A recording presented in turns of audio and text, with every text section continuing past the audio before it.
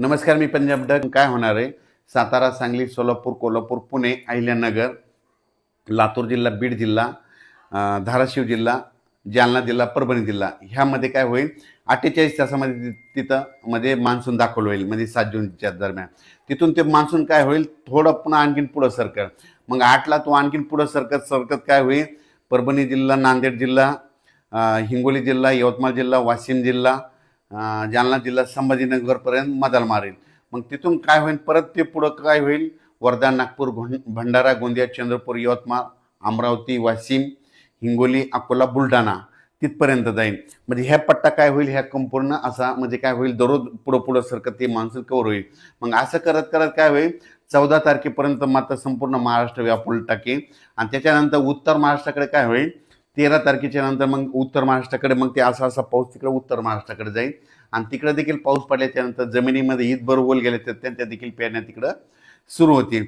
आणि त्याच्यानंतर शेतकऱ्याला सांगू इच्छितो की 16च्या नंतर 15 जूनच्या नंतर काय होणार आहे की पुन्हा नंतर सरीव सरी चालू राहतील. मोठा खूप पाऊस पडणार नाही, सरीव सरी येत राहतील.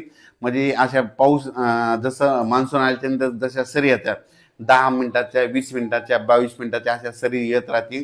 आणि ते देखील 15 ते 20च्या दरम्यान ते पाऊस येईल. पण 20 जून ते 30 जूनच्या दरम्यान परत राज्यामध्ये ज्यांची पेरणी शिल्लक राहिली, कोणी त्या पेरणीमधून वंचित राहिली, मग 20 जून ते 30 जूनमध्ये एक पाऊस येईल.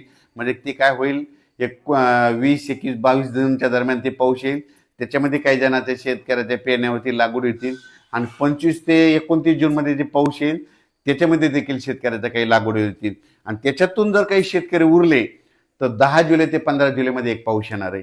10 जुलै ते 15 जुलैमध्ये दरवर्षी महाराष्ट्रात पाऊस पडतो. आणि त्याच्यामध्ये राहिलेल्या ज्यांच्याकडे वापसा नसली त्यांच्या पेरण्या होतील. म्हणून हे अंदाज लक्षात यायचा. शेतकऱ्याला सांगू इच्छितो, तुम्ही काय करा, काल देखील आमच्या गावाला खूप पाऊस पडला. आमच्या परभणी जिल्ह्यात झाला, बीड जिल्ह्यात सगळीकडे जवळपास अहिल्यानगर बऱ्याच भागामध्ये पाऊस पडला. आम्हाला आतापर्यंत 2 पाऊस झाले, पण आमच्या गावची ओल आतापर्यंत फक्त 6 बोट गेली. पण आम्ही आता पेरणी आता सध्या करणार नाही. ज्या दिवशी आम्ही समजा ईदभर ओल जाईल त्यावेळी मी देखील स्वतः निर्णय घेतो आणि मी देखील पोरतो. आणि मी तुम्हाला त्याच्या व्हिडिओमध्ये दाखवणारच आहे.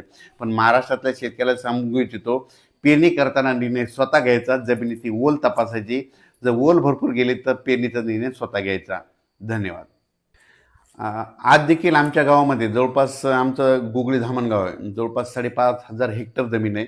तर जवळपास अर्ध्या गावाच्या लोकांनी जवळपास धूळ पेरणी केलेली. आणि मी देखील आज करणार आहे, त्याचा व्हिडिओ तुम्हाला दाखवणार आहे. मी कापसाची धूळ पेरणी करणार आहे, कारण की मला माहिती आहे आमच्या गावाला पाऊस येणार आहे, म्हणून मी स्वतः डेअरिंग करणार आहे.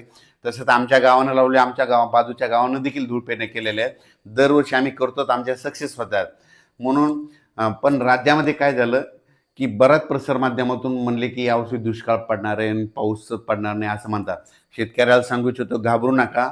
यावर्षी शेतकरी हिताचा पाऊस पडणार आहे. पेरण्या जूनमध्ये होणार आहेत. जूनच्या म्हणजे या जून महिन्यात काही होणार आहेत आणि 15 जुलैच्या आत काही जणांच्या होणार आहेत. म्हणून यावर्षी पेरणीसाठी पाऊस चांगला आहे. आणि यावर्षी पिकाला लागल तसा पाऊस पडणार आहे.